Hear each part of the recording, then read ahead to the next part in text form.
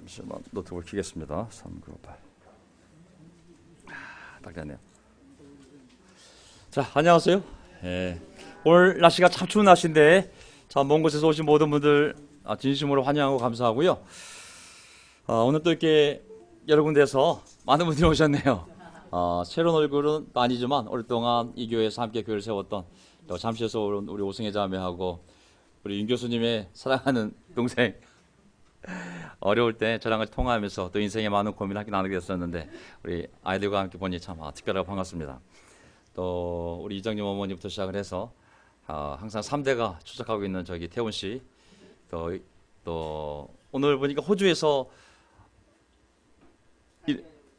다니엘 형제 오셨다고 그랬어요. 그렇죠? 어디 계십니까? 다니엘 형제? 안녕하세요. 반갑습니다. 예. 우리 호주의 다니엘 형제입니다. 예, 너무 반갑고요. 또 우리 일산에서 함께하고 있는 우리 경숙 자매, 또 상표 형제, 너무 반갑습니다. 일주일 동안 잘 보내셨습니까? 예.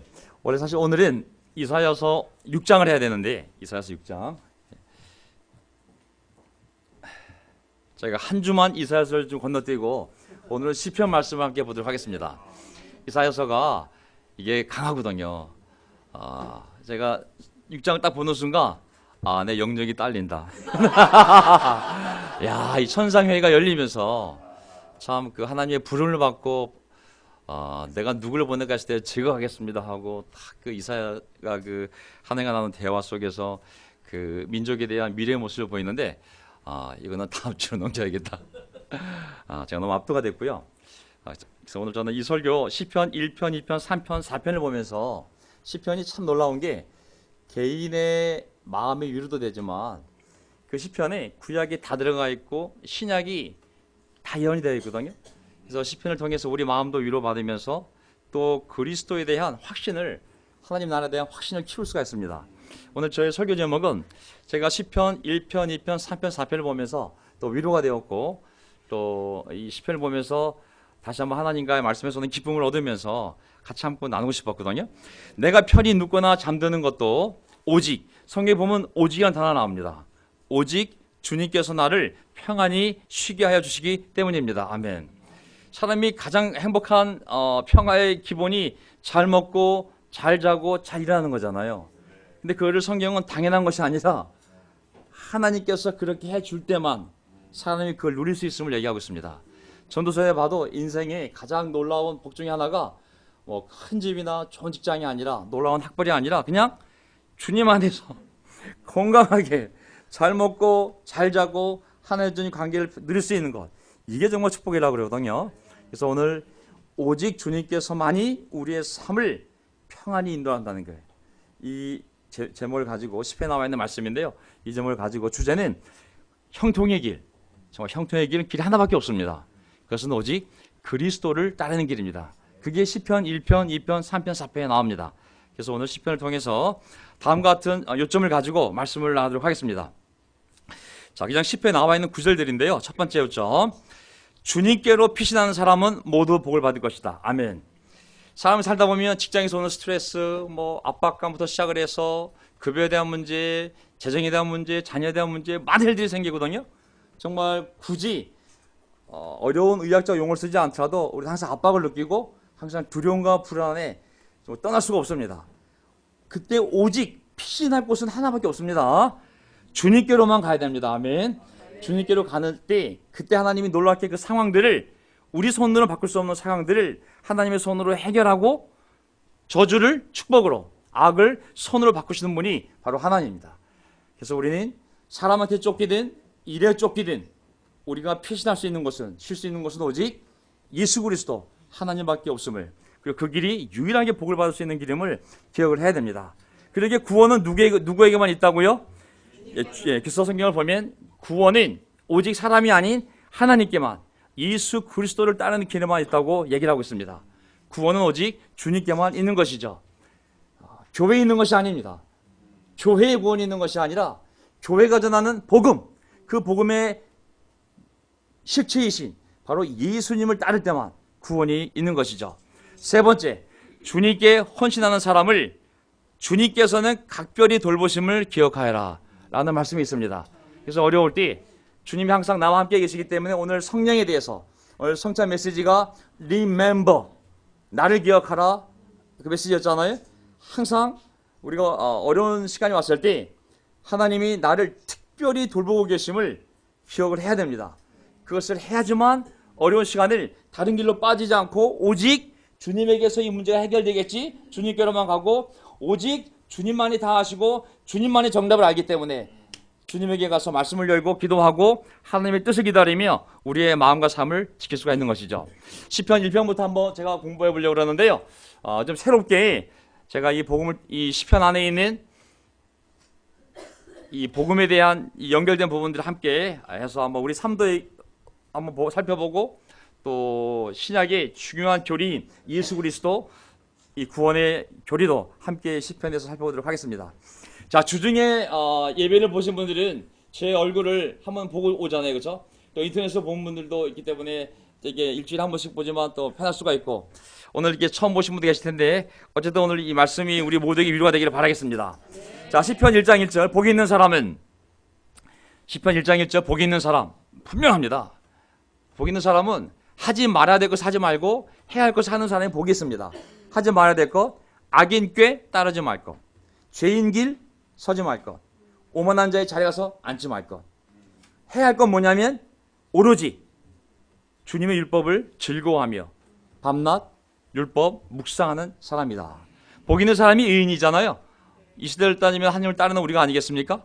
그가 복을 받기 위해서는 그의 삶에 해야 하지 말아야 할 것과 해야 할 것이 분명히 있는데 복 받는 인생은 하지 말 것을 하지 말고 해야 할 것을 하는 삶이죠. 더 구체적으로 뭐라고 나와 있냐면 복을 받으려는 자들은 첫째 악인들, 죄인들, 하나님을 무시하는 오만한 자들, 그들의 꾀를 빌리지도 말고 그들의 생각을 자꾸 빌려서 그들의 사고방식을 따라가지 말고 그들이 가는 길에 그들의 삶의 방식에 따라가지도 말고 그들의 길에 서 있지 말고 그들이 앉는 자리에 앉지도 말라고. 이게 사람이 생각에서부터 그들의 생각을 빌려오고 그들의 사고방식을 또 빌려오다 보면은 어느덧 나도 그들의 가는 길을 따라가게 돼 있고 어느덧 그들이 앉는 자리에 나도 앉아있는 모습을 발견하게 되거든요. 꾀에서부터 생각에서부터 썩지 말라고. 썩기 시작하면 언젠가 그들과 함께 걸어가고 있을 거고 언젠가 그들의 자리에 너도 앉아있을 거라고. 절대 복 있는 사람은 하지 말라고. 하지만 복 받는 삶, 의인의 삶의 핵심은 무엇을 가까이 하라고요? 말씀이에요. 말씀.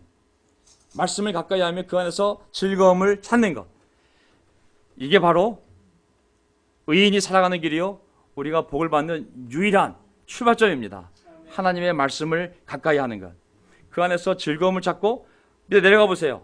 행복한 삶의 길은 빛 가운데서 빛의 자녀들과 함께 움직이는 겁니다. 요즘 겨울때가 되니까 저도 많이 우울해지고 있어요. 왜냐하면 겨울이라는 게 우리의 행동을 제한하잖아요. 이게 밝으면 나가서 뭐 운동도 하고 기분도 바꾸고 뭐 하는데 춥니까 이게 미세먼지뿐만 아니라 추위까지 오니까 위축이 되는 거예요. 나가서 땀 좀 흘리고 싶은데 미세먼지지. 뭐가 할 만하면 미세먼지지. 이 사람을 행동을 위축하니까 사람도 안 만나게 되고 운동도 안 하니까 위축이 되거든요. 하지만 사람이 행복해지려면 움직여야 되거든요. 그것도 어둠 가운데서가 아니라 빛 가운데서 누구랑 함께 빛의 자녀들과 함께 이것만 할 수 있으면 사람은 절대 우울해지지 않습니다. 빛 가운데서 빛의 자녀들과 함께 움직이는 것. 이건 정말 사람을 기쁘게 만들고 흥분되게 만들고 평화롭게 만들고 위로가 되거든요. 예. 그 사람의 삶에 대해서 3절에 뭐라고 나와 있냐면 그는 시냇가에 심은 나무가 철 따라 열매를 맺으며 그 잎이 시들지 아니한 같으니 하는 일마다 잘 될 것이다. 이게 만사형통을 얘기하는 거거든요. 번영. 자, 삶의 번영은 하나님의 말씀과 직결되어 있습니다. 다른 게 아닙니다. 하나님의 말씀과 우리의 삶의 번영이 직결되어 있어요.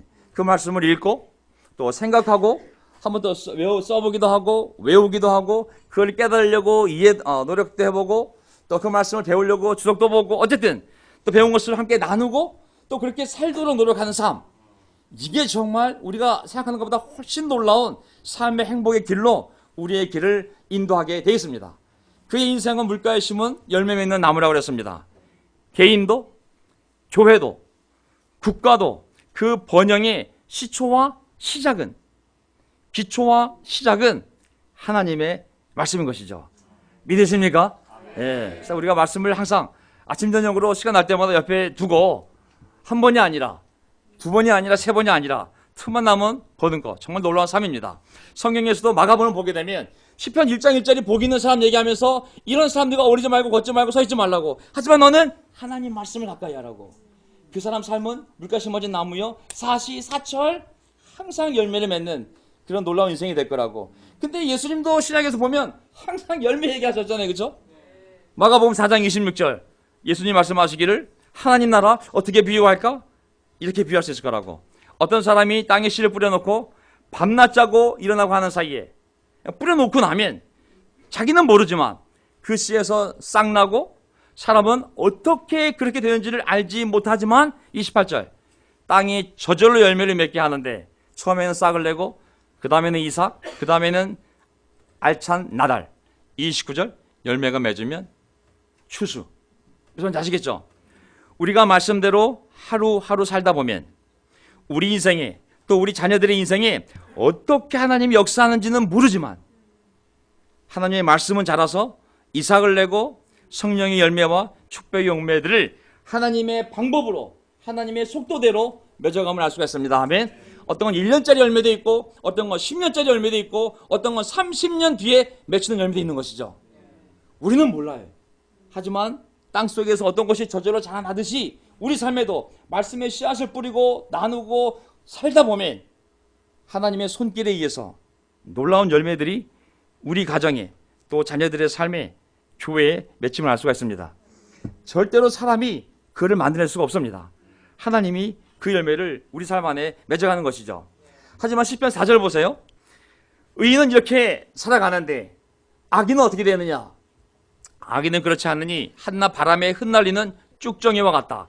쭉정이라는 단어 잘 안 쓰는데 어떤 성경에 쭉정이라는 단어가 자주 나옵니다. 그러므로 악인은 심판받을 때 몸 가누지 못하며 죄인은 아까 죄인 악인 그 다음에 오만한 삶이라고 그랬는데 죄인은 의인의 모임에 참여하지 못하게 된다. 이게 시편 1편이에요. 여기에 다 들어있어요 사실은. 자, 쭉정이는 뭐냐면 이게 쭉정이에요. 이게 1년 동안 농사를 졌으면 알맹이가 있어야 되잖아요. 이거 모양은 계속 있었는데 추수 때 이게 알맹이가 없는 거예요. 비교가 안 되잖아요, 그렇죠? 열매, 쭉정이, 열매, 쭉정이. 이 비교가 안 되잖아요, 이게. 사람이 인생이 이렇게 갈라지는 거예요, 나중에. 지금은 별 차이가 안 나지만 시간이 1년, 10년, 20년, 30년 그 다음 세대까지 하나님이 물가 심겨진 나무에 열매 맺는 삶과 그냥 이 쭉정이의 인생을 지나가 보면은 지금은 차이가 안 나지만 시간이 지날수록 대를 대할수록 계속 이 차이가 벌어지는 거거든요. 여기 보면 자, 껍질만 있고 속에 알맹이가 들지 아니한 곡식이나 과일 따위 열매를 쭉정이라고 한다. 자, 여기서 보면은 악인은 반드시 하나님의 심판 때 심판을 받고 최종적으로 천국에 의인들이 모이는 그 천국에 들어오지 못한다고 했잖아요. 의인의 모임은 하나님의 나라를 의미하는데 이 세상에서는 교회요, 저 세상에서는 천국을 말합니다. 교회는 항상 불안하잖아요, 그렇죠? 오늘 설교도 얘기했지만 교회 안에 죄가 있고, 자, 교회는 아직도 우리가 천국에 도달하지 않았기 때문에 완성이 안 된 불완전한 모습입니다. 어떤 교파, 어떤 교단, 어떤 교회라 할지라도 다 불안합니다. 하지만 저 천국이 완성된 하나님의 나라이기 때문에 결국은 우리가 그곳에서 온전한, 정말 온전한 하나님과 함께하는 삶을 살게 되는 거거든요. 밑에 보세요. 반드시 의인에 대한 보상으로서 이 땅에서의 번영과 저 땅에서의 구원이 약속되어 있는 것이 복 있는 자고, 하지만 복받지 못하는 악인 죄인 오만한 자들에 대해서는 이 땅에서는 멸망이요 저 땅에서는 심판이 반드시 있어 왔고 있을 것임을 성경은 얘기하는 거거든요. 이게 하나님, 이게 신약 말씀이잖아요, 그렇죠? 이게 예수님이 하신 말씀인 거거든요. 사실 이 시편 1편에 다 들어있어요.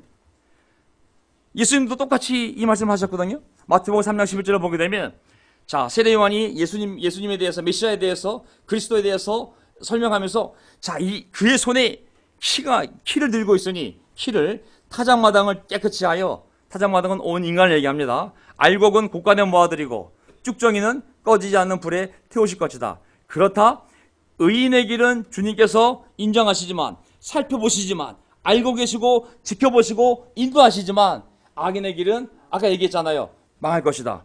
시편 말씀과 똑같지 않습니까? 시편 말씀과 똑같잖아요. 아기는 심판받을 때 몸을 편하지 못하고 한낮 바람에 흩날리는 쭉정이에 왔다고 계속 반복이고 당해. 자, 그래서 이제 시편 1편이 이렇게 시작을 하는데요. 구약의 신명기 내용이 시편 1장에 다 담겨 있는 것 같아. 신약에서 이제 다시 시편 1장 이야기가 이렇게 반복이 되는데, 구약의 모든 메시아의 예언의 핵심 내용이 이제 시편 2편을 보게 되면 시편 2편에 또 다 들어 있습니다. 시편 2편을 보게 되면 어떻게 신약에서 시편 2편의 내용이 성취되는지, 그 예언들이 성취되는지를 볼 수가 있거든요. 저는 시편 1편을 정리하면서 어쨌든 하나님 말씀을 가까이서 많이 보시기 바랍니다. 아멘. 물론 건강이 안 좋고 정신적으로든 심적으로든 육체적으로든 허약해지고 아플 땐 약을 먹지만, 보약도 먹지만, 가장 중요한 것은 영혼과 우리의 마음과 육신이 분리가 안 돼 있어요. 이게 하나가 아프면 다 아프게 돼 있어요. 그러니까 죄는 육으로 들어오지만 영을 무너뜨리잖아요. 하지만 말씀은 영으로 들어오지만 육체를 강하게 만들거든요. 그래서 영혼육은 영혼육으로 나누든 영혼과 육신으로 나누든 우리 육신과 영혼이 분리가 안 돼 있기 때문에 영혼을 강하게 만들면 우리 육신도 건강해질 수가 있어요. 그래서 독일어로 거룩하다는 단어가 뭐라고 그랬어요? 건강하다는 단어라고 그랬잖아요. 같은 단어라고. 사람이 경건해지면 우리 육신도 영향을 받아서 더 면역력도 생기고 더 기쁨을 회복하고 더 건강해질 수 있는 거거든요. 그래서 하나님 말씀을 가까이 하는 삶은 영, 육 간에 번영할 수 있는 유일한 길임을 알 수가 있습니다. 아멘. 그래서 형제들도 가능하면 모일 수만 있다면 주일날 예배 끝나고 나서도 말씀을 나누고, 또 지역적으로 시간이 되면 함께 얼굴을 보고 말씀을 나누고, 항상 말씀을 끼고 옆에 끼고 모임을 만들어가고 있거든요. 그래서 혼자 잘하시는 분도 계시지만 함께 하시는 분들은 또 이렇게 함께 하면서 놀라운 힘을 얻을 수가 있습니다. 자, 시편 2장을 보게 되면 이제 2장을 보게 되면 앞으로 인류가 어떻게 흘러갈지에 대한 예언이, 물론 다윗의 삶에서 일어난 일이지만 또한 과연 하나님이 이 죄인과 악인과 오만한 자들을 바라보면서 그들을 구원하기 위하여 이 땅에 내려오신다면 과연 사람들은 어떻게 반응할 것인가? 그것이 시편 2편에 예언되어 있는 거거든요. 자, 시편 2편 보세요. 1절. 어찌하여 모든 나라가 술렁거리며 어찌하여 모든 민족이 헛된 일을 꾸미는가? 어찌하여 세상의 임금들이 서로 연합하여 전선을 펼치고 어찌하여 통치자들이 음모를 함께 꾸며, 자, 음모를 함께 꾸며 이렇게 나오잖아요. 모든 나라와 모든 민족이 공통성을 갖고 마치 연합한 것처럼 똑같이 반응을 하는데, 그 반응이 뭐냐면 주님을 거역하고 하나님을 거역하고 하나님과 그의 기름 부음 받으니, 영어로 히브리어로는 메시아, 헬라어로는 그리스도, 영어는 크라이스트, 한국말로는 그리스도를 거역하면서 이르기를 이 족쇄를 벗어던지자 이 사슬을 끊어버리자 하는가. 이게 벌써 예수님 오시기 1000년간에 다윗을 통하여 예언을 한 거예요. 사람들이 온 인류가 나중에 보면 예수님이 이 땅에 오셨을 때 되면 서로 연합한 것처럼 마치 그 모든 사람과 모든 민족들이 하나같이 하나님을 거역하고 그분의 아들을 거역하면서, 야, 절대 저게 말려들면 안 돼.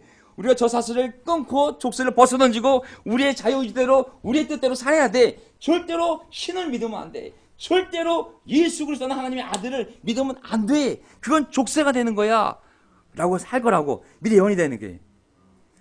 그들은 모두 하나같이 잘못된 생각과 자유의지를 갖는데 곧 하나님과 그분의 메시아, 그분이 기름 부은 자를 거역할 것이라는 것이다. 자, 그들의 실제로 보면 그들의 죄와 사망과 고통의 족쇄와 사슬을 끊어주는 강력한 그리고 유일한 하나님의 기름 부은 자를, 그가 정말 하나님의 구원의 능력인데 온 인류가 무지해져서 그리고 교만해져서 하나님과 그분의 구원 계획인 그리스도와 오히려 맞서고 오히려 무너뜨리려 할 것임을 미리 예언하고 있어요. 그러니까 예수님 오셨을 때 이방인들이 와, 하나님의 아들이 마음껏 태어났어, 어우 감사합니다, 제가 예수를 믿고 회개하고 세례받고 구원받아야죠 라고 하지 않을 거. 절대 맞설 거라고. 오히려 저건 족쇄야, 저걸 믿으면 안 돼 라고 반응할 거라고 미리 성경은 알려주었거든요. 그들은 하나님의 말씀을 자신들의 삶을 구속하는 족쇄와 사슬로 여기며 오히려 복음에 저항하고 그분을 거부한다는 것이 이미 성경에 예언되어 있는 것이죠. 정반대로 인류가 갈 것임을. 그때 하나님이 어떻게 말씀하시냐면 4절에서 하늘 보좌에 앉으시니가 웃으신다. 내 주님께서 그들을 비웃으신다. 5절 마침내 주님께서 분을 내고 진노하셔서 그들에게 호령하시며 이르시기를. 6절 보세요. 내가 나의 거룩한 산 시온산에 나의 왕을 세웠다 하신다. 아멘. 너희들이 어떻게 반응하든지 간에 이미 내 계획은 너희 모두를 통치하고 인도할 내가 세운 왕, 내가 기름 부어 세운 왕을 하나님이 이미 시온산, 이스라엘의 예루살렘의 성전에 있는 그 성전산인 시온산에 세울 것임을 하나님이 선포하신 거예요. 그래도 나는 내 아들을 왕으로 세울 거라고. 자, 그러나 그런 모습의 하나님은 비웃음을 넘어 인류 역사의 한때가 되었을 때 하나님이 세우신 자, 하나님이 기름 부은 자, 하나님이 임명한 자죠. 곧 모든 인류를 통치할 자를 왕으로 세우시고 보내시는데 바로 그 오실 장소가 어느 산이라고 그랬어요? 에베레스트도 아니고 한라산도 아니고 백두산도 아니고 시온산. 예루살렘 안에 있는 여러 가지 봉우리 중에 하나인데 성전이 있는 산 이름이 시온산이잖아요. 바로 그곳에서 내 왕이 올 거라고. 내가 세운 왕이 올 거라고. 7절 나 이제 주님께서 내리신 칙령을 선포한다. 주님께서 나에게 이르시기를. 보세요. 너는 내 아들, 내가 오늘 너를 낳았다. 그 왕에 대하여 하늘에서 뭐라고 얘기하냐면 그 왕을 보고 너는 내 아들, 내가 오늘 너를 낳았다 라고 말할 거라는 거예요. 오늘 성찬 때 이 얘기 나왔잖아요. 그렇죠?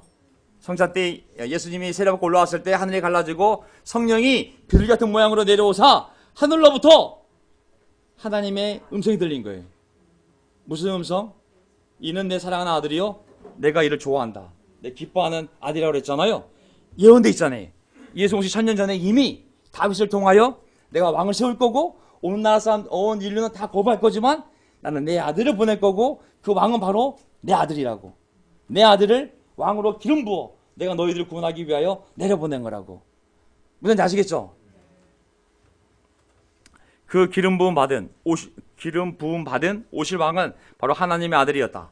그분은 구원의 왕으로서 하늘로부터의 증거는 예수님 오셨을 때 충분합니다. 자, 보세요. 마가복음을 보게 되면 마가복음 1장 1절에 어떻게 시작하냐면 하나님의 아들 예수 그리스도의 복음은 이러하다. 신약의 마가복음의 첫 장 첫 절이 뭐냐면 예수 그리스도라는 것은 기름 부은 자잖아요.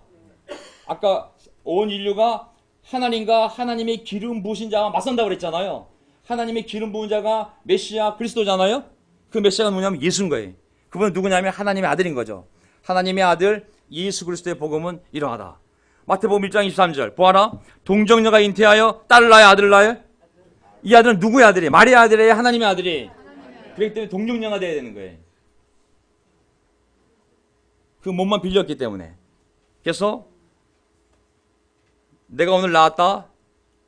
너 내 아들이다. 내가 오늘 낳았다. 누굴 통하여? 동정녀 마리아를 통하여 그 아들을 이 땅에 내려보내서 알 수가 있습니다.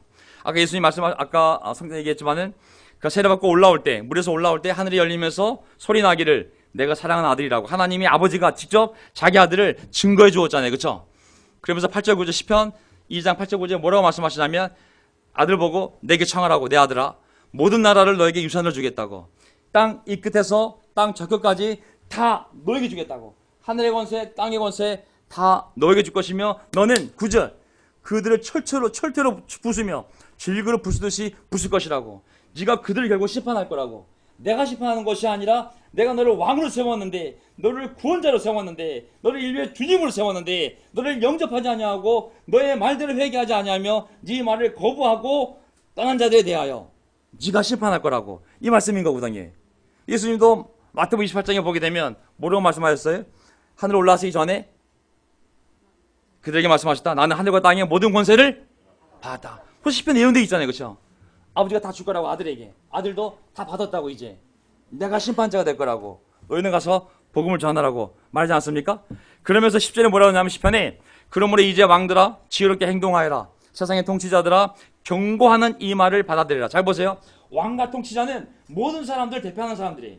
모든 사람들을.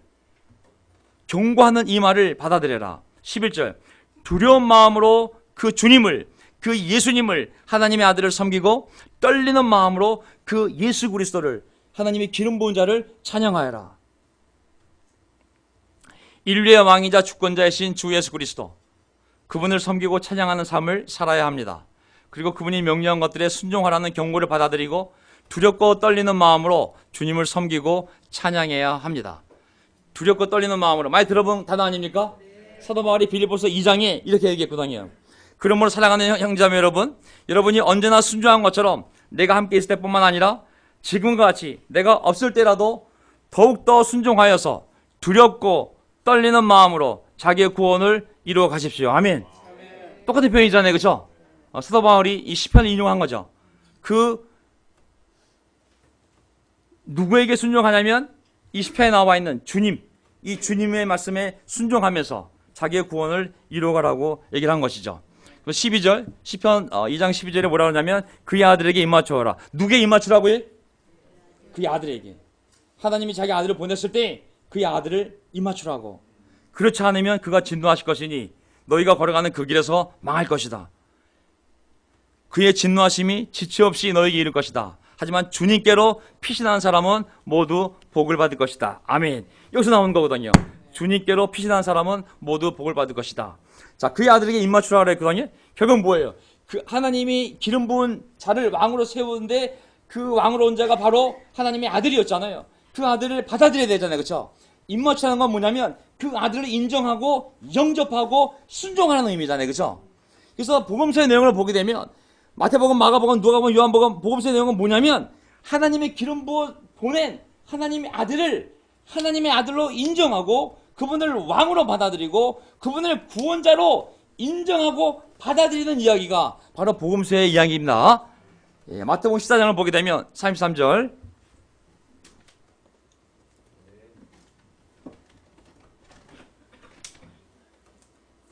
수준을 좀 높였더니 오늘 좀 어렵네요. 자, 마태복음 14장 33절. 배 안에 있던 사람들은 그에게 무릎을 꿇고 말하였다. 보세요. 폭풍 가운데 다 죽을 뻔하다가 예수님의 배를 잠재우잖아요, 그렇죠? 풍랑을 잠재웠을 때 사람들이 보고 깜짝 놀랍니다. 그때 그 모습을 보고 사람들이 고백합니다. 선생님은 참으로 하나님의 아들이십니다. 이게 뭐예요? 그의 아들에게 입을 맞추는 거예요. 그렇지 않으면 진노하실 거라고. 모두 주님께로 피하려고 하지 않습니까? 그의 아들을 인정하는 자만이 그 아들에게 피하고 그 아들에게 피하는 자만이 복을 받을 수가 있는 거거든요. 마태복음 10장 16절 시몬 베드로가 말하였다. 선생님은 살아계신 하나님의 아들 누구라고요? 예. 이 고백이 복음서에서 결국은 원하는 게 뭐냐면 이 고백을 만드는 거예요. 수많은 기적, 수많은 가르침은 뭐냐면 그의 아들에게 입맞춤 해야 되는데 그것은 그분을 하나님의 아들로 인정하는 것이요, 영접하는 것이요, 순종하여 피신하여 복을 받는 것이거든요. 계속 이 고백이 반복되는 거예요. 예를 들면 마태복음 10장 5절에 보면 변화산에서 예수님이 베드로와 야고보와 요한을 데리고 올라갔을 때 예수님의 모습이 엄청 희게 변하는 사건이 발생하게 됩니다. 그때 뭐라 그러냐면 베드로가 아직도 말을 하고 있는데 갑자기 빛나는 구름이 그들을 뒤덮었다. 그리고 구름 속에서 이는 내 사랑하는 아들이다. 너희가 보고 있는 그 자가 이수가 내 아들이라고. 나는 그를 기뻐한다, 좋아한다. 너희는 그의 말을 들으라 하세요. 그가 하는 말이 내 말이라고. 그의 말을 들으라. 마태복음 28장 19절 보세요. 맨 마지막 복음서 맨 마지막 끝에 그러면 너희는 가서 모든 민족을 제자로 삼아. 제자로 삼단 말은 뭐냐면 우리들의 제자를 만드는 게 아닙니다. 가서 사람들 전도해가지고 내 제자로 만드는 제자가 아니라 가르쳐서 하나님 아버지와 아들과 성령 곧 하나님이잖아요.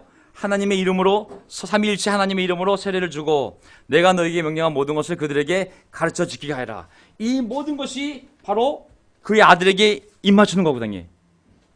그분을 영접하고 순종하는 삶인 거거든요. 그렇지 않다면 많은 진노가 있을 거라고. 그렇지 않으면 그가 진노할 것이니 내가 보낸 아들을 영접하지 않고 인정하지 않고 그의 이름으로 배우지 않고 회개하지 않고 따르지 않는다면 하나님의 진노하심이 지체 없이 너에게 이를 거라고. 하지만 그분을 주님으로 영접하고 그분의 이름으로 세례받아 그분의 몸 안으로 피신한 자들은 모두 복을 받을 거라고.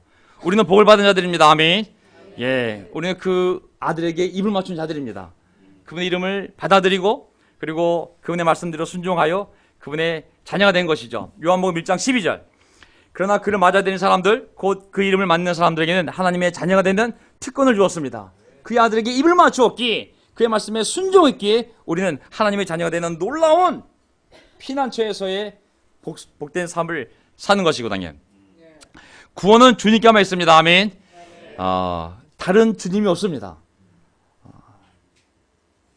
주님, 주님의 몸된 교회 안에도 하나님이 사용하여 구원을 이루어가지만 예수 그리스도 안에 구원이 있는 것입니다. 목사와 예수를 구분하세요. 머리와 몸을 구분하세요. 몸은 항상 문제가 있습니다. 약점도 있고 실수도 하고 죄도 짓고 잘못 갈 수도 있어요. 하지만 교회의 머리인 예수 그리스도는 절대 잘못된 길로 갈 수가 없습니다. 목사는 실수할 수 있어요.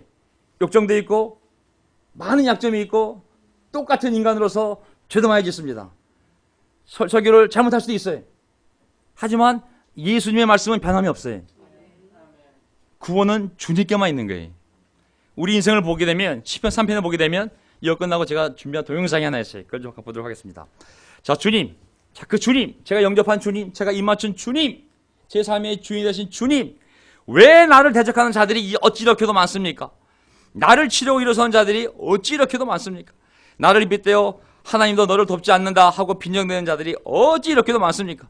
내가 주님을 입맞춤을 하고 그분의 이름을 믿고 영접하고 회개하고 세례받고 헌금하고 헌신하고 교제하고 최선을 다해 살아왔는데 왜 이렇게 인생이 힘듭니까? 왜 이렇게 나에게 괴롭힌 자들이 많습니까? 이것은 다윗의 고백이기도 하지만 예수님이 이 땅에 오셨을 때의 고백이기도 하고 또 이 시간 예수를 따르는 우리들의 고백이기도 합니다. 하나님의 뜻을 따라 당신이 기름 부어 세운 메시아 그리스도 우리의 왕 우리의 주님을 따라 살려고 하는데 그분을 따라 선을 베풀고 살려고 하는데 왜 이렇게 많은 자들이 들고 일어나 우리를 괴롭힙니까? 이게 우리 모두의 고백 아니겠습니까?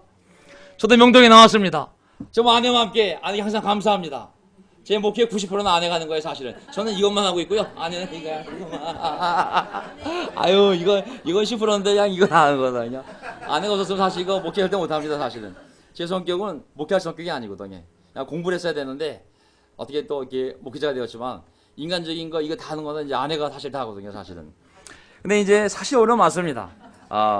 이게 재밌는 건 뭐냐면 사랑하려고 할수록 어려움이 많습니다. 무관심해지면 보이지도 않아요. 사실은. 가까워지려고 하기 때문에 다 보이고 그게 갈등을 일으키는 거거든요. 갈등을 넘어가지 않으면 또 나눠지는 거거든요. 그러니까 이게 넘어갈지 나눠질지는 항상 죽을 때까지 반복되는 일이거든요. 근데 부부는 안 나눠져요. 왜? 이혼이니까. 부모와 자식과도 안 나눠져요. 내 자식이니까. 근데 교회는 하나님의 가족이지만 하나님 우리를 너무 다양하게 만들었기 때문에 그 다양성 속에서 또 나눠지더라도 주님 안에서 서로 교제하며 갈 수 있는 길을 또 만들어 주셨어요. 하여튼 뚫고 나갈 수도 있고 또 다른 다양함을 만들 수도 있고 어쨌든 목회를 해보니 정말 이게 쉬운 게 아니구나. 정말 우리의 고백에 아들 키워도 어렵고 정말 결혼해서 행복할 줄 알았더니 또 부관계에서 어려움이 생기고 직장에서도 생기고 정말 항상 괴로움이 있거든요. 자 보세요. 예수님이 이 땅에 오셨을 때 우리도 하나님의 아들로 거듭난 자로서 살아갈 때 나올 수 있는 고백인 거예요. 우리가 하나님께서 기름 부은 자 그분의 아들 주님을 따라 살아가려고 할 때 정말 어찌 이렇게 억울한 일도 많고 어찌 이렇게 힘든 일도 많고 어찌 이렇게 괴로운 일도 많고 많은지 이거는 불신자들이 볼 때도 넌 이렇게 예수 믿고 잘 살아야 되는데 왜 이렇게 못 사냐? 오히려 불신자들도 예수 믿으면 죽지 말고 병도 걸리지 말고 항상 행복해야지 라고 할 정도로 우리 삶에 우리가 이해 못할 고난들도 있습니다. 하지만 그때 기억해야 될 것이 뭐냐면 보이는 고난이 다가 아니라는 거예요. 그게 다가 아니라는 게. 그 고난 뒤에 숨어있는 하나님의 놀라운 계획이 있습니다. 3절 그 고난 가운데 주님은 나를 에워싸주는 방패 나의 머리를 들게 하시는 분이라고. 악인들은 고난 때에 멸망하지만 고난의 순간에 나를 에워싸는 방패가 있다고 그랬어요. 방패. 그게 바로 주님이었어요. 주님. 그게 주님의 임재예요. 나 둘러싸면서 머리를 들게 한다는 얘기 뭐냐면 내 삶이 너무 부끄러운 거예요. 내가 살아온 삶이 어쨌든 내가 보더라도 고개를 들지 못할 정도로 푹 숙일 정도로 내 삶이 비참하고 부끄럽게 느껴지고 실패감으로 느껴지고 좌절로 느껴지고 내가 루저인가? 라고 머리가 숙여질 때 내 머리를 들게 하시는 분이 바로 주님이다 그랬어요. 언젠가 반드시 내가 너의 머리를 들게 할 거라고. 너의 수치를 기쁨이 되게 할 거라고. 네가 부르짖을 때 응답이 어디서 오냐면 사람에게서 오는 것이라 저기 하늘로부터 하나님의 지혜로 하나님의 능력으로 너에게 올 거라고. 이 답은 사람이 주는 게 아니라고. 위원회나 띵크탱크나 어떤 이런 처세론이 아니라 저기로부터 너와 함께 하시는 하나님이 너의 기도를 다 듣고 저기로부터 오는 응답이 있다고. 사람이 상상도 할 수 없는, 기대도 할 수 없는 놀라운 길이 열릴 것입니다. 아멘. 저는 마지막 동영상을 보고 세 번째 포인트 넘어가고 두 번째 끝나려고 그러는데요. 이 동영상은 제가 최근에 유튜브에 들어가서 많은 동영상을 보고 있습니다. 저도 자극을 받아야 되기 때문에 미국의 변증가들, 또 대형교회 목사들, 또 이슬람 교도들 중에 이슬람 교도와 논쟁하는 것들, 교파들, 신학자들 논쟁하는 것들, 또 우리 그리스도교의 정통성에 대한 어떤 강연들 뿐만 아니라 최근에 저희의 가장 큰 자극이 되는 게 뭐냐면 바로 북한에 있는 그리스도인들입니다. 그 그리스도인들에 대한 이 이야기가 제가 들은 어떠한 내용보다도 제 영혼을 가장 강하게 자극을 주는 내용이거든요. 지금 남한에 3만 명의 탈북자들이 있습니다. 그중에 2만 명이 기독교인이에요. 2만 명이. 그들이 세운 교회가 50개가 돼. 그들이 공산화된 45년부터 깊은 산속이나 동굴 속에서 사람들이 모여서 예배를 조용히 드리고 있어요. 잡히면 죽잖아요. 서영시 발견돼도 죽고 예수라는 단어를 써도 죽고 그냥 죽이잖아요. 지금도 죽여요. 근데 중국으로 도망쳐 나온 탈북자들이 복음을 듣고 여기로 남을 넘어오는 것이 아니라 다시 또 북한에 들어가서 지하교회를 목숨 걸고 만들고 있어요. 현재 한 600개 넘는 지하교회가 있고 바하신에게 섬기자는 70명을 남겨뒀듯이 지금 많은 하나님을 찾는 하나님의 자녀들이 있습니다. 잡히면 어디 가냐면 북한 정치 수용소에 끌려갑니다. 정치범 수용소에. 얼마나 고통을 당하는지 제가 보고자 하는 동영상이에요. 지금 3만 명 정도 되는 북한 정치 수용소에 짐승 이하의 취급을 받는 매일 죽어나가는 정치 수용소에 12만 명 정도가 있는데 그중에 3분의 1 내지 4분의 1, 약 4만 명 정도가 그리스도인이라고 지금 믿고 있습니다. 자, 전 세계 나라 중에 기독교를 가장 핍박하는 나라들을 여기 전 세계 주된 모인 거예요. 힌두교도 아니고 이슬람교도 아니고 일본이 북한이. 전 세계 기독교밖에 순위 1순위 15년 동안 안 바뀌고 있어요. 북한이. 가장 기독교를 핍박하는 게 북한이. 비행기 타고 10분만 가면 바로 이 장소에 갈 수가 있어요. 비행기 타고 10분만 가면 예수 얘기하면 죽는 곳이고 10분 타고 여기 오면 예수 하면 사는 곳이에요. 이게 우리 현실이에요. 마귀의 본거지가 거기 있고 예수님의 본거지가 여기 있어요. 이런 놀라운 상황 속에서 우리가 당하는 고난을 어떻게 바라봐야 될지 제가 이 동영상 함께 보고 싶어요.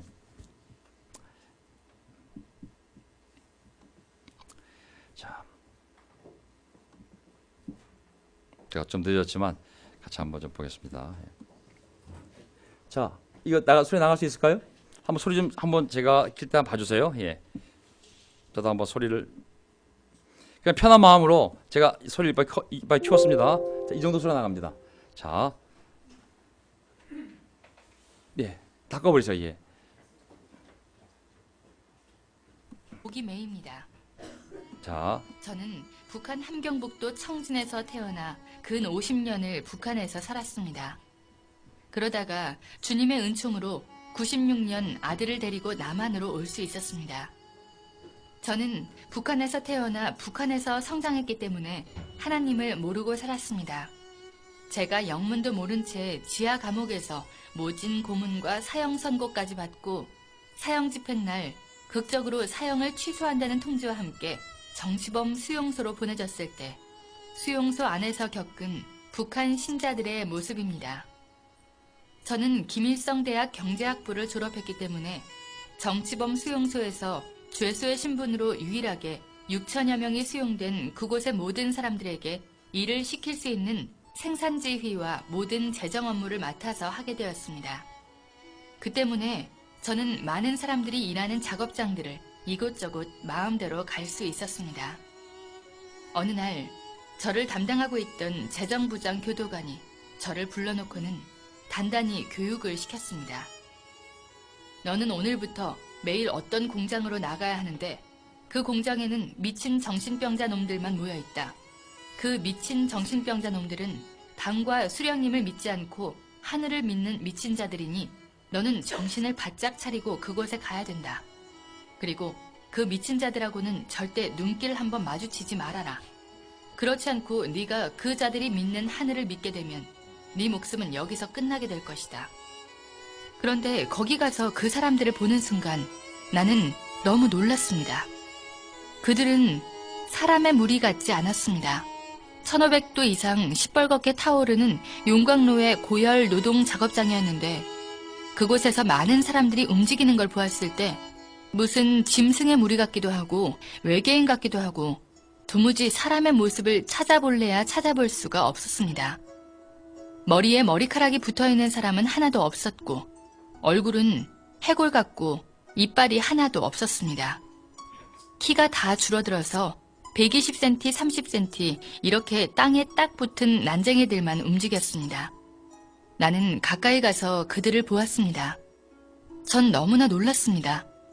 잡혀올 때는 정상인들이 잡혀왔는데 거기 와서 하루 16시간, 18시간씩 먹지도 못하고 그 고열 노동 속에서 일을 하다 보니 그 사람들은 척추가 녹아내려서 뒷잔등에 혹이 되어 있었고 몸이 다 휘어져서 앞가슴하고 배가 마주 붙어 있었습니다. 그 사람들은 한결같이 모두 그렇게 육체가 망가져 기형이 되어 있었습니다. 아마 프레스로 찍어도 한 판에 그렇게 똑같은 모습으로 찍기는 힘들 거라고 생각합니다. 그 사람들이 일하는 작업장에는 교도관들이 수시로 드나들었는데 교도관들은 말로 일을 시키지 않았습니다. 소가죽 채찍을 윙윙 휘두르고 다니면서 묵묵히 일하는 사람들을 사정없이 내리쳤습니다. 예수를 믿는 그 사람들의 몸에는 옷이 입혀져 있지 않습니다. 저는 처음에 멀리서 그 사람들을 보았을 때 모두 다 검은 옷을 입고 있는가 했습니다. 그런데 가까이 다가가서 찬찬히 보니 그 사람들은 맨 살가죽에다 앞에 시커먼 고무 앞치마 하나만 걸치고 있었습니다. 용광로의 뜨거운 불꽃이 앙상하게 말라붙은 살가죽에 튀고 또 튀어 딱지가 않고 그 자리에 쇳물이 또 떨어지고 타버리고 해서 그 사람들의 피부는 한 곳도 성한 곳이 없었고 마치 짐승의 가죽과 같았습니다. 어느 날 저는 그곳에서 정말 말로 전하기 힘든 너무나 끔찍하고 참혹한 광경을 목격하게 되었습니다. 어느 날 오후 제가 공장 문을 열고 들어섰는데 공장 안이 쥐죽은 듯 고요했습니다. 작업장 한가운데 수백 명의 그 죄수 아닌 죄수를 모아놓고 담당 교도관 2명이 눈에 핏발을 세우고 미친 듯이 고함을 치며 날뛰고 있었습니다. 저는 너무나 무서워서 문 옆 한쪽에 비켜 서 있었습니다. 교도관들은 수령님을 믿지 않고 하늘을 믿는 미친 정신병자 놈들이라고 소리소리 지르며 그 사람들을 차고 때리고 하면서 인간 이하의 취급을 하고 있었습니다. 교도관들은 너희들 가운데서 단 한 사람이라도 좋으니 대열 앞에 나서라. 하늘을 믿지 않고 수령님을 믿겠다고 하면 자유 세상으로 내보내서 잘 살 수 있게 만들어주겠다라고 하면서 그 사람들을 윽박지르며 하늘을 거부하라고 그렇게 채찍으로 때리고 발로 차고 했습니다. 그런데 너무나도 이상했습니다. 수백 명의 그 사람들은 왜 그런지 아무 대답도 없이 그렇게 매를 맞으면서도 침묵으로 맞섰습니다. 저는 너무나 무서워서 빨리 한 사람이라도 나서야 되는데 그래야 오늘 누가 맞아 죽지 않을 텐데 왜 계속 저렇게 입을 다물고 있나. 저러고 있으면 또 누구를 끌어내다가 밟아 죽일지 모르는데 빨리 한 사람이라도 나서야 되지 않겠는가. 그렇게 마음속으로 다급하게 생각하며 문 옆에 서서 무서움과 공포 속에서 떨고 있는데 예수를 믿는 그 사람들은 계속 침묵으로 대응했습니다. 그때 독이 오른 교도관이 그 사람들에게 달려가서 닥치는 대로 아무나 8명을 끌어내다가 땅바닥에 엎어놓았습니다. 그리고는 구둣발로 내리밟고 짓이겼습니다. 순식간에 피투성이가 되고 허리뼈, 팔, 다리뼈가 부러졌습니다.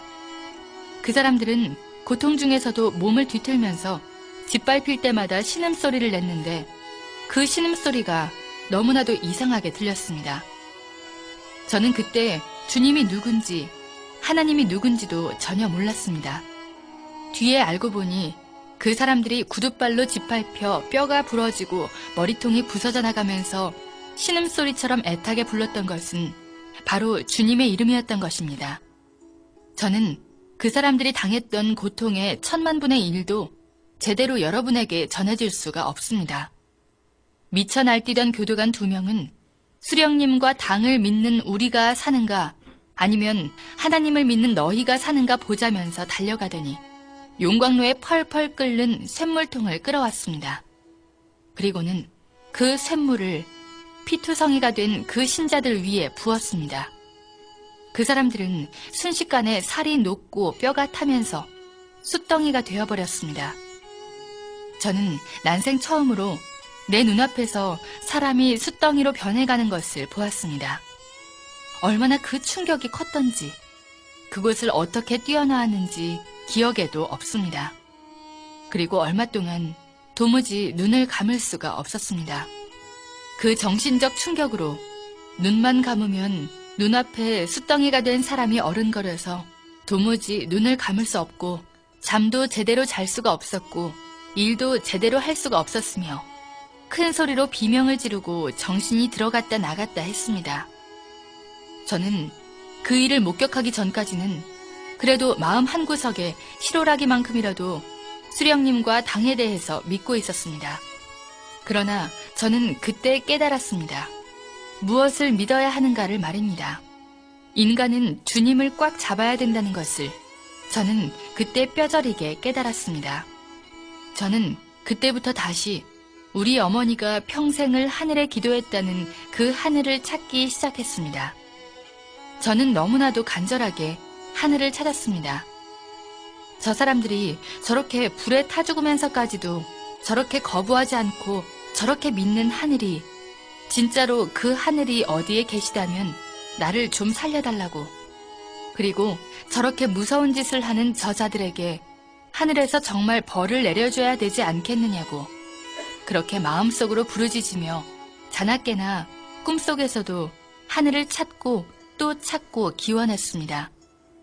그런데 진짜로 주님께서 그 간절한 저의 기도를 들어주셨습니다. 한 달이 멀다 하고 공개 처형이 있었는데 어느 날 누구를 또 공개 처형시키려는지 6,000명이나 되는 수용소 사람들을 한자리에 다 모이게 했습니다. 공개 처형 때는 언제나 하늘을 믿는 사람들을 맨 앞줄에 앉힙니다. 그런데 하늘을 믿는 자들은 살아서나 죽어서나 하늘을 보지 못하게 하라는 김일성의 특별 지시와 규정이 있어서 하늘을 믿는 그 사람들을 앉힐 때에는 무릎 사이에 목을 끼우고 땅에 얼굴을 대고 엎드리게 했습니다. 심지어 죽어서도 하늘을 보지 못하게 해야 한다면서 죽은 시체도 목을 꺾어 거적에 말아서 어두컴컴한 산골짜기 나무 밑에 파묻게 규정이 그렇게 되어 있었습니다. 그날도 신자들은 하늘을 조금도 못 보도록 목을 무릎 사이에 끼우고 맨 앞줄에 앉아 있었고 그 뒤쪽으로 다른 사람들이 줄지어 앉아 있었습니다. 누구를 또 공개 처형하려는가 생각하고 있는데 갑자기 큰 소리로 내 이름을 부르는 소리가 들렸습니다. 저는 너무 놀라 쇠몽둥이로 머리를 한 대 맞은 것처럼 정신이 아찔하여 대답도 할 수가 없었고 일어설 수도 없었습니다. 그러자 간수들이 나를 끌어내다 앞에 세웠습니다. 내가 군중들 앞에 섰을 때 수용소 소장이 나에게 고마운 수령님과 당의 은덕으로 너는 이 시각에 석방이다 라고 통보를 했습니다. 바로 그 순간 목을 무릎에다 끼우고 맨 앞줄에 엎드려 있던 신자들이 내가 석방된다는 소리에 약속이나 한 듯이 동시에 고개를 번쩍 들었습니다. 그때 저는 그분들의 눈빛을 보았습니다. 그분들은 눈빛으로 간절히 말했습니다. 밖에 나가거든 자기들의 실상을 세상에 알려달라고. 지금도 제 가슴에는 그분들의 그 간절한 눈빛이 남아 있습니다. 그리고 우리 어머니가 평생을 빌고 또 빌은 그 하늘이 한 번 들어가면 살아나올 수 없는 그 악명 높은 정치범 수용소에서 저를 살려주었다고 굳게 믿고 있습니다. 주님께서 저희 모자를 살려주셨기 때문입니다. 저는 북한의 수용소에 갇혀있는 그 신자들의 눈빛을 절대로 잊을 수가 없습니다. 저는 그분들이 이 시대의 순교자라고 봅니다. 저의 증언으로 인해 북한 신자들의 인권 문제가 150여 개 나라에 나갔고 세계가 떠들었습니다. 유럽의 지식인 100여 명이 프랑스에 모여 북한 신자들의 인권을 위한 성명을 발표하기도 했습니다. 여러분, 자유롭게 신앙생활할 수 있는 것에 감사하십시오. 그리고 북한을 위해 기도해 주십시오. 네. 불 좀 켤 수 있을까요? 네.